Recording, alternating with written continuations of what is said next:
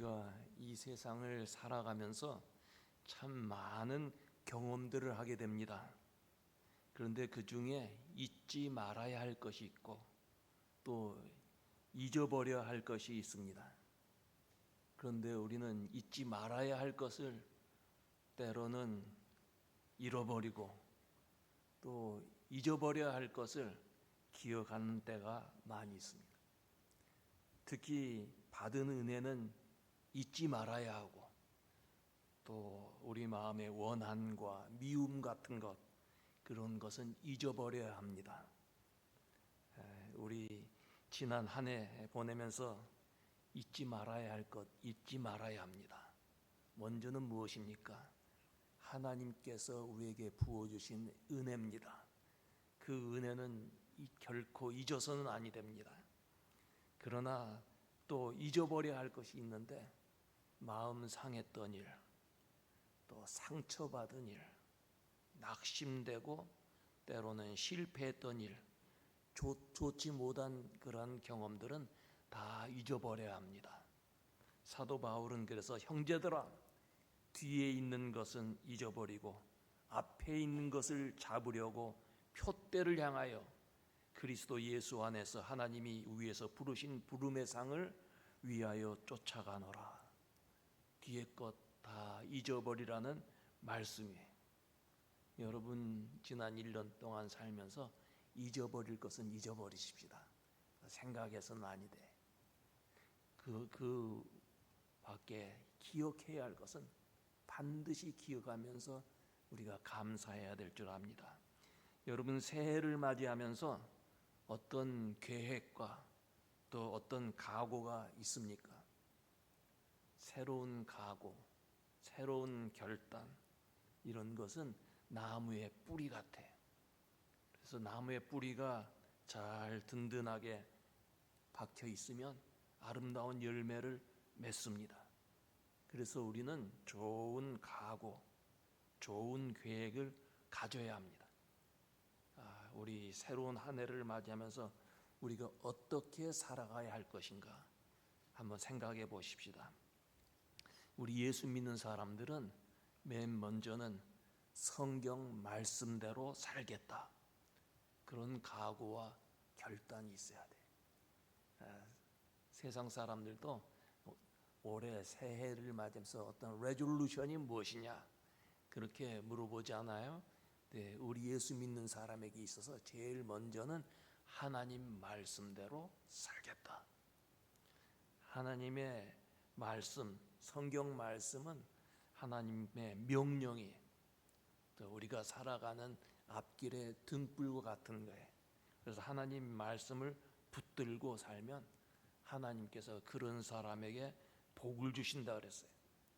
새해가 되면 여러분 다 복 받기를 원해요. 그래서 만나는 사람에게 복 많이 받으세요. 또 어른들에게는 세배를 하면서 복 많이 받으세요. 다 복을 이렇게 원하고 또 복을 나누려고 합니다. 우리 예수 믿는 사람에게 있어서 우리에게 필요한 복은 물론 세상의 복도 있겠지만 하나님께서 주시는 복을 받아야 돼. 그런데 어떤 사람에게 하나님께서는 복을 주시느냐? 오늘 본문을 보면 복을 받을 수 있는 사람에 대한 말씀이 나오는데, 먼저는 하나님을 경외하며 그의 길을 걷는 자마다 복이 있도다 그랬어요. 하나님을 경외하는 사람에게 복이 있다는 거예요. 여러분, 경외한다는 말은 어떤 뜻입니까? 무서워서 벌벌 떠는 그런 것이 경외하는 건 아니에요. 하나님을 막 무서워하고 공포심을 갖고 하나님을 대한다면 하나님께서 기뻐하지 않을 거예요. 여러분, 존경하는 사람 앞에 가면 모든 것을 조심하지 않습니까? 말하는 것을 조심하고 행동하는 것을 조심하고 그 사람에게 존경을 표하듯이 하나님 앞에서 조심하며 사는 것, 그것이 하나님을 경외하는 거예요. 하나님께서 항상 나를 지켜보고 계시듯이 우리는 죄 가운데 살지 않냐고 하나님 앞에서 경건하게 사는 거예요. 그것을 다른 말로 하면 신전의식이라 그래요. 하나님 앞에서 내가 하나님 앞에 있다는 그런 의식을 가지고 산다. 코람 데오라고 하는 말이에요. 하나님을 경외하는 사람은 성공적인 삶을 살 수가 있습니다.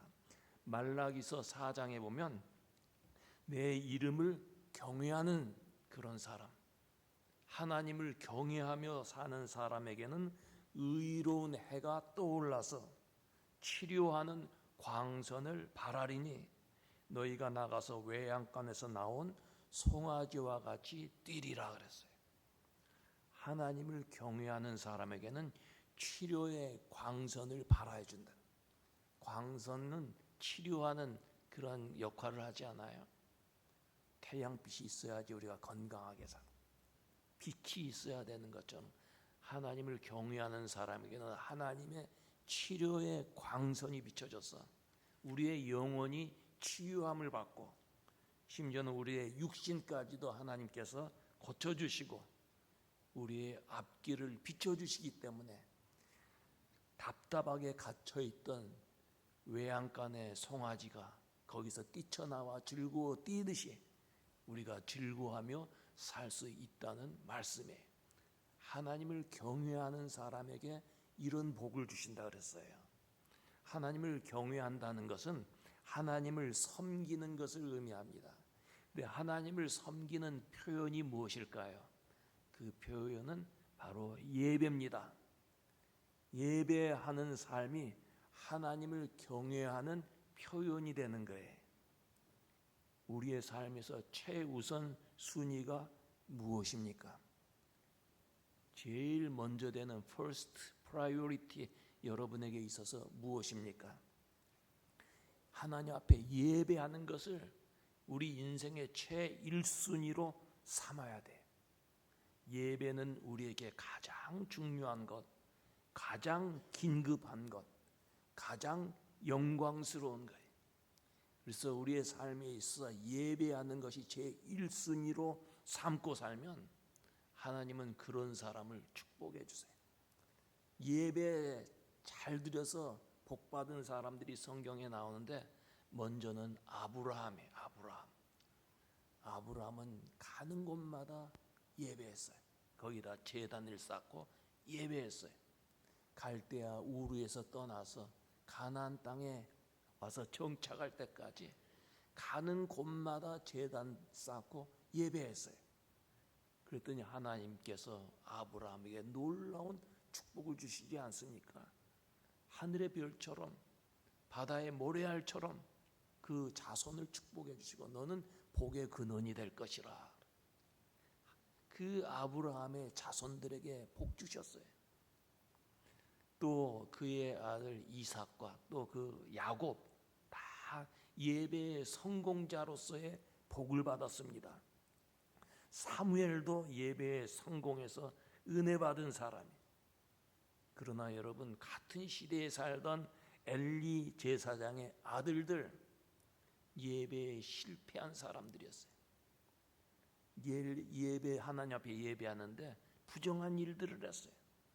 그랬더니 그들의 말로는 비참한 생애로 맞춰지게 돼요. 가인도 역시 예배에 실패함으로써 버림받는 인생이 되지 않습니까? 사랑하는 우리 교회의 교우들, 올해 한 해는 예배의 성공자들 되시기 바랍니다. 예배에 성공하면 하나님께서 놀라운 은혜를 부어주시는 거예요. 우리가 정성껏 예배해야 되고 즐거운 마음으로 예배해야 돼. 이때 우리는 성령님이 우리에게 임하신 것을 체험하게 되고 예배를 통해서 새 힘을 얻게 되고 성공적인 삶을 살게 되는 거예요. 그래서 여러분 올해에는 예배를 사모하는 심령이 돼요. 주일날이 기다려지는 예배가 기다려지는 성도들이 돼야 돼. 주일이 되면 벌써 주일이 되었나 그렇게 그런 마음이 안 들고 정말 오늘 예배 가서 어떤 은혜를 받을까 사모하는 심령. 그래서 하나님께서 부어주시는 놀라운 은혜를 체험하는 우리 교우들 되시기를 바랍니다. 또 하나님께서 주시는 복을 받으려면 그의 길을 걷는 자마다 복이 있도다 그랬어요. 그의 길을 걷는다는 말은 도를 행하는 자라는, 그 도를 행하는 자마다 복이 있도다 그랬어요. 도를 행한다는 말은 무슨 뜻입니까? 하나님 말씀에 순종하며 살고 이웃을 사랑하며 사는 거예요. 그런데 여러분에게 있어서 이웃은 누굽니까? 옆집 사람인가요? 우리의 이웃은 누구냐? 내가 만나는 사람은 다 이웃이에요. 현재 내가 만나고 있는 사람은 다 나의 이웃이. 특별히 고통당하고 괴로워하는 사람들은 내 이웃이.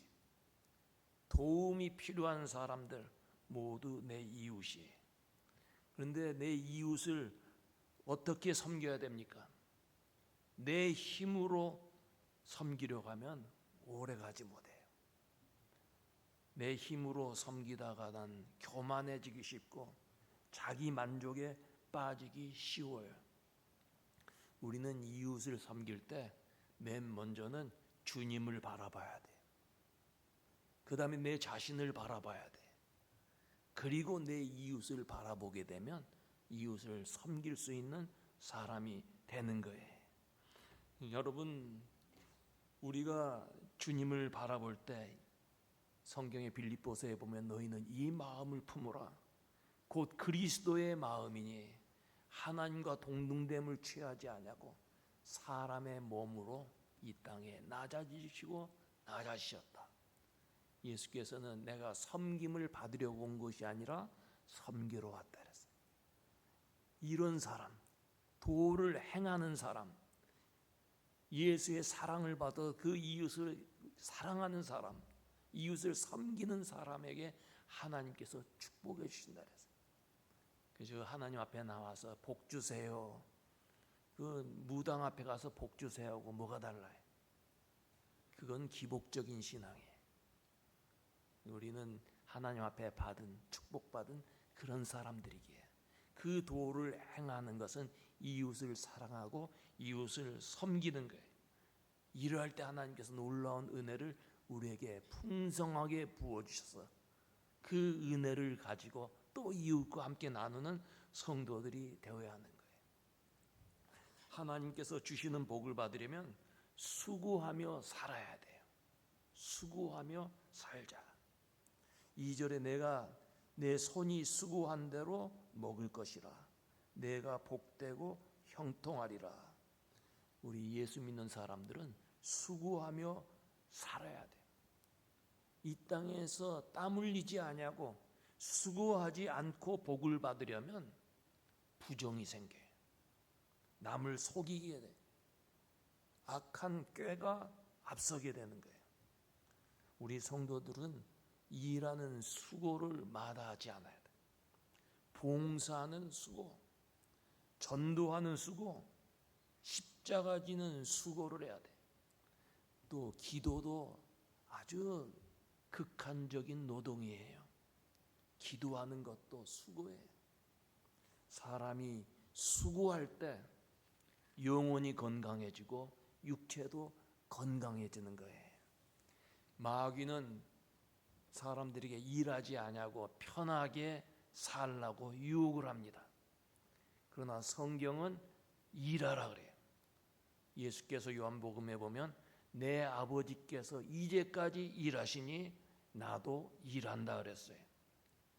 하나님은, 성부 하나님은 일하시는 분이에요. 예수님도 일하시고 성령님도 일하십니다. 하나님이 일하시기에 우리도 일해야 돼. 그래서 우리는 수고를 마다하지 아니해야 돼. 우리 예수 믿는 사람들은 수고를 해야 돼. 주님을 섬기는 것, 그것도 수고하는 일이고 이웃을 사랑하는 것도 수고하는 일이에요. 열심히 헌신하고 봉사해야 돼. 이런 사람을 하나님이 축복해 주시는데 성경의 위대한 인물들을 보면 노아는 방주를 짓는 수고를 했어요. 다윗도 목동으로 또는 왕으로 수고했어요. 베드로도 업으로 수고했고 사도 바울도 천막 만드는 사람으로 수고했습니다. 여러분, 올해에는 자기에게 주어진 일 충성하십시다. 우리가 수고해야 돼요. 열심히 일하고 수고해야 돼요. 우리 예수 믿는 믿음은 관념적으로 생각으로 믿는 것으로 끝나는 게 아니에요. 믿음은 반드시 행함으로 나타나야 돼요. 그래서 행함이 없는 믿음은 죽은 믿음이라 그랬어요. 믿음과 행함은 절대 둘이 아니에요. 믿음과 행함은 하나예요, 하나.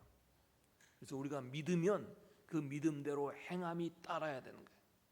여러분, 수고하는 대로 아름다운 열매를 맺고 하나님 앞에 복 받으시기를 바랍니다.